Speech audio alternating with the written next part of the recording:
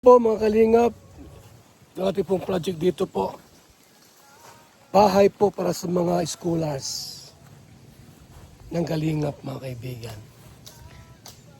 Ginagawa na po natin, ayan, naglilinis na po at yung dati pong ginawang kubo-kubo dyan, tinanggal na po natin para mabago po at mapalaki po para po sa tirahan po ng mga scholars po natin.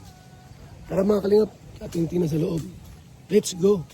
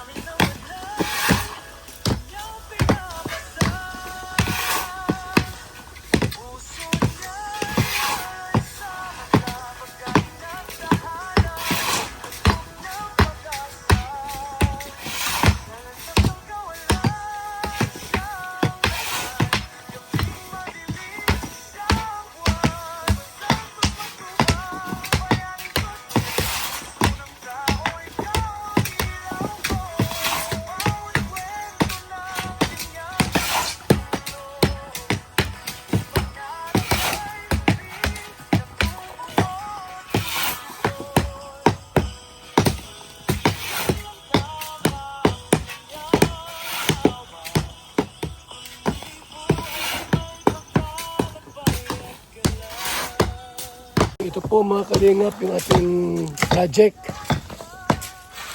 Bahay para sa mga scholars po natin. Mga kabataan po natin pong pinapaaral. At yung kanila pong tirahan po na pinapagawa po natin. Yun o. Mga kalingap po. So bali ito po ay malaking bahay po ito. Ganyan po yan. Para po mayroon silang sariling kwarto. Dito po sa part po ng Kamambugan. Malapit po sa sentro po ng Gaet. So mas malapit po yung school. Actually pwedeng lakarin po. Mga kalingap.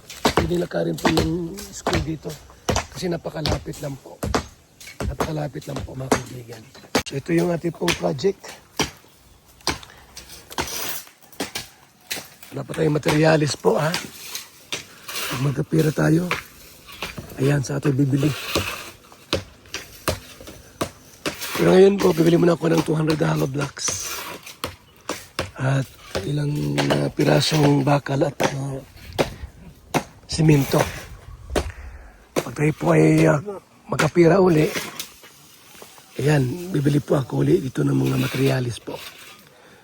Hindi naman ito yung madalian na paggawa po.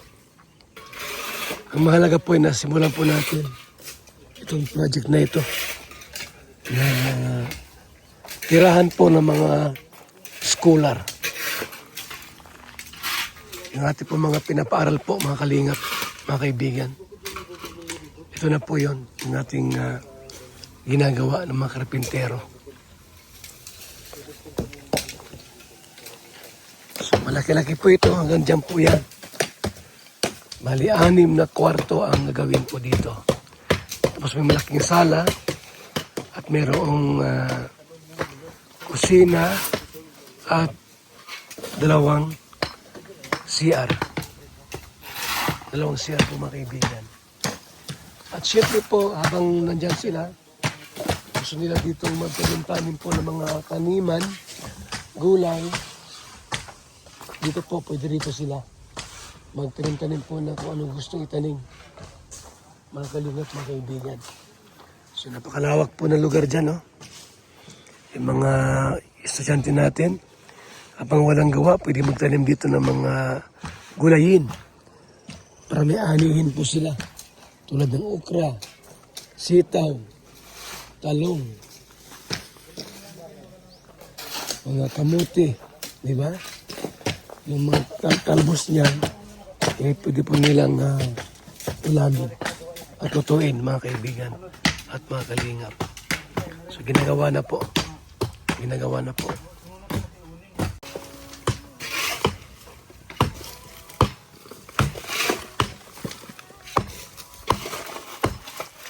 Marami tayong scholar, mga kaibigan. May mga darating ba po yan?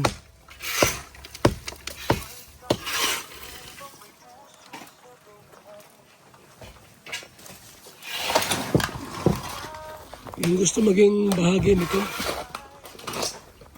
gusto maging kabahagi po ng ating project na ito, bahay sa mga scholars, pwede po kayo maging kabahagi po. Sa gusto lang po, no? Sa gusto lang po na maging kabahagi po ng ating project na ito. Gusto mag-donate ng hollow blocks, gusto mag-donate ng simento, bakal, buhangin, pwede po. Bukas, ano kayo magana? Layout kayo bukas? Ha? Kailangan namin ng bakal, no? Bakal, kailangan nyo na? Habang nag-aakay, papabrikin ko ng bakal. Ano, digis lang? 12, 13, Walang 8? 8. Ha?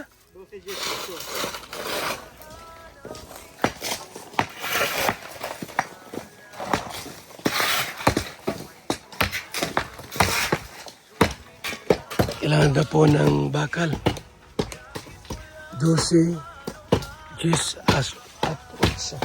Ilang poste yan, Ron? 9 poste?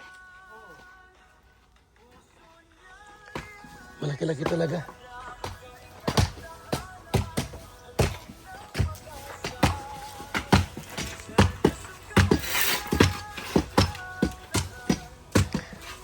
Yan ha, sa mga partners natin na gustong maging bahagi nito sa ating project, bahay para sa mga scholar, you are welcome. Thank you so much, Kainday PB. Thank you so much din po kay Nancy Chin na patuloy pong sumusuporta po. Maging kay Arlene O'Neill, thank you so much. Sa team ko, thank you rin po sa inyong support. Ito po ay tirahan sa mga scholars po natin. Yan.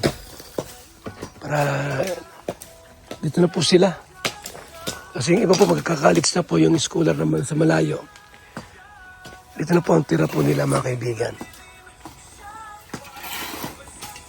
Isang magandang project ito. Isang magandang project po ito, mga kalingap. Para po sa ating mga scholars. Tapos meron silang sariling motor ha. Kumuha ko ng motor para sila po ay may mga motor po magagamit. Mga kalingap, mga kaibigan.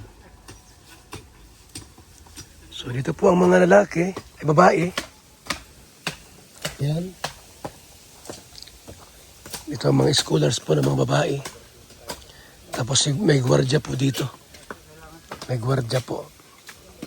Para alam ang galaw. Alam ang galaw po. Ha?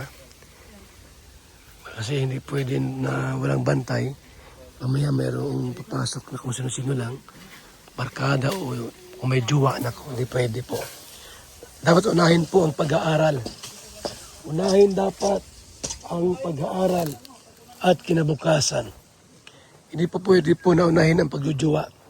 Kasi, mahirap na po. Ha? Mahirap na po pag ganun. Mga kalingap, mga kaibigan.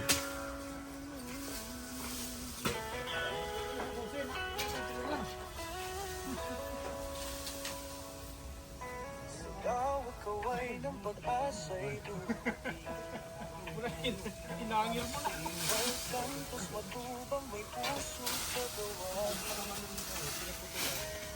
Sa mata ng dukha, siya'y liwanag.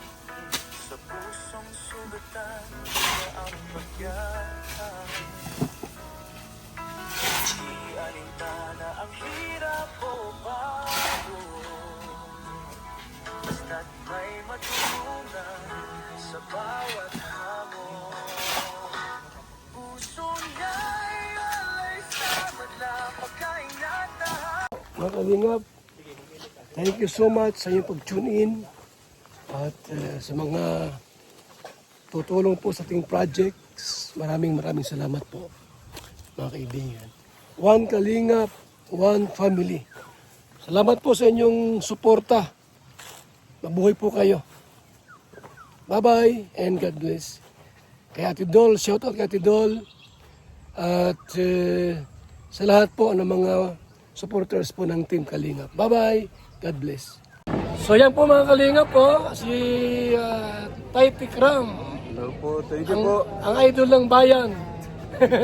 Sir, yung mga video nyo po na charity vlogs, pwede ko bang gawa ng reaction yun? Opo, okay. So yan na, walang problema kay Tay Tikram. Yung mga video po niya ginagawa na pag-charity po ay bigyan ko na magandang reaksyon. Opo, sa pong karangalan tayo. Ilang taon ka na, Sir Tay Tikram, na naging charity vlogger? 6 years na ba, man? 6 years na pala, no? Matagal-tagal na rin, ano? Marami na mga dumating na mga pagsubok sa buhay, Opo. mga hamon ng buhay. Pero hindi napapagod. Hindi po. Yan. Salamat po kay Tay Tikram. Welcome po. Yes. Maraming salamat po. Parihin ko na ito. Parihin ko na. Okay, Papa Dins. Salamat po, Tay Tikram. Welcome po. Yan, salamat. Sa God pong bless. karangalan. Thank you po.